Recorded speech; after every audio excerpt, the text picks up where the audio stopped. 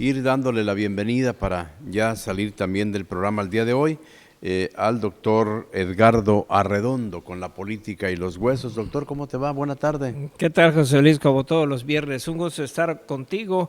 Oye, pues fíjate que salieron las estadísticas del INEGI, yo creo que siempre son bien esperadas porque creo que el INEGI, que por cierto ya va por 40 años de existencia, pues es un organismo que tiene mucha credibilidad. Ellos se dedican a recopilar información, no la interpretan, no la analizan, pero es una información que para todos nosotros los mexicanos, pues ahí lo tenemos, ¿no? Entonces, fíjate que un dato interesante, José Luis, resulta que de enero a junio del 2022 se hizo la medición del primer semestre de 2022, murieron 439,878 mexicanos. Y lo interesante es que representa esto un decremento de 144,272 comparado con el primer semestre del 2021. Este bajón es dramático, pero porque en 2021 todavía estaba el COVID en su apogeo y pues como sea, representa pues un declive muy bueno, pero algo que es esperanzador. Por primera vez desde que empezó el gobierno de la 4T, que ha sido un gobierno donde hay muchas muertes violentas, hay al parecer una disminución del 11% de los asesinatos, 11%, comparando este semestre del 2022 con el anterior del primero del 2021. Haya sido, como dice el clásico, como sea, qué bueno. Claro, los fatalistas dicen que falta por contabilizar el segundo semestre del 2022, que es tétrico, ¿no?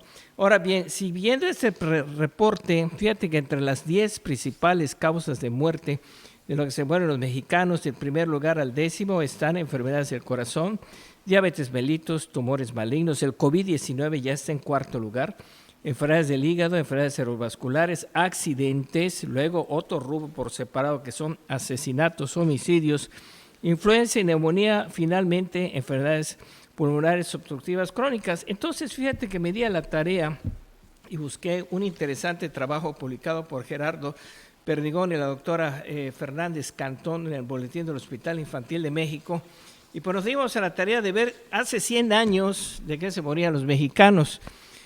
Y es sumamente interesante ver cómo ha evolucionado estas causas de muertes. Y fíjate que de 1922 hasta 1970, las diarreas, gastroenteritis y las enfermedades pulmonares, las neumonías, la gripa, se daban entre el primer y el segundo lugar. Entonces escalafón iban ellas.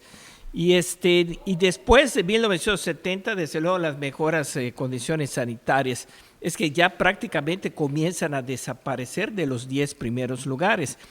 Pero datos interesantes, ¿de qué se morían los mexicanos hace 100 años? Del primero al 10º lugar, neumonía, diarreas, fiebre y caquexia palúdica, aquí está la fiebre amarilla y el paludismo. En 4º lugar, la tosferina. En 5º lugar, la viruela. 6º, debilidad congénita, que esto creo que se referían a enfermedades de tipo congénito o perinatales. En 7º lugar estaba la tuberculosis. En 8º, muertes violentas, así se daba el rubro. Bueno, estamos saliendo de la revolución. En el 9º, bronquitis, que es muy genérico, yo creo que se refería a esto del EPOC. Y en el 10º puesto aparece algo que se llama senilidad. ¿De qué te mueres de viejo, no? Uh-huh. Pues a ese entonces eran las enfermedades cardiovasculares. Y hay entonces, desde luego, panorama muy distinto 100 años después. Interesante es ver cómo el paludismo, que estuvo en 1922 en 3er lugar, en la década de los 30 seguía, ya el paludismo en 1940 del 3er lugar pasa en 1950 al 5º lugar, y prácticamente en 1960 el paludismo desaparece cuando se da el combate al mosquito. Y lo mismo ocurre con la viruela, que desaparece prácticamente en 1940 por las vacunas, y pasa igual con algunas otras enfermedades, sarampión, etcétera. Y algo muy interesante, los tumores malignos empiezan a entrar, o sea, el cáncer, sí, a partir de 1960, rankeado en el 5º lugar. En la década de los 70 el cáncer se mantiene en el 5º lugar, no se mueve en 1980, pero pasa a ser 2º lugar en 1990, ya a ser un tema importante de salud. ¿Qué ocurre luego? Que de 2000 prácticamente al 2010 el cáncer desaparece de las 10 primeras causas de muerte de los mexicanos y reaparece ahora en el 3er lugar. 3er lugar. ¿Qué explicación se le puede dar a esto? Bueno, se acabó el seguro popular, Se acabó el combate frontal a 5 de las neoplasias más frecuentes: cervicuterino, mama, próstata, pulmón y todas las leucemias, las sanguíneas. Y desde luego el desabasto de productos oncológicos debe ser de alarma. La diabetes mellitus en 1980 aparecía en el lugar número 9 y ya desde el 2000 en primer lugar, ahorita está en segundo lugar.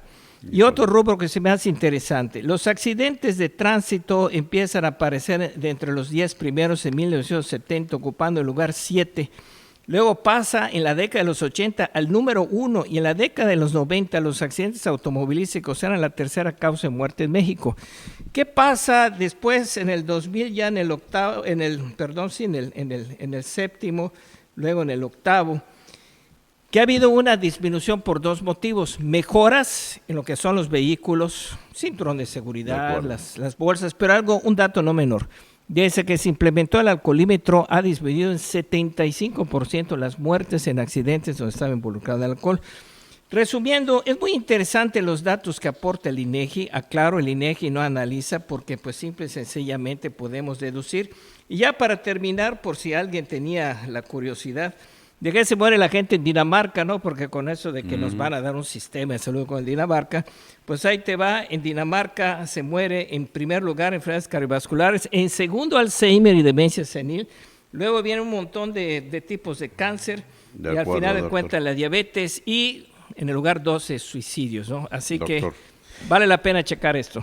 Gracias, doctor Edgardo Arredondo.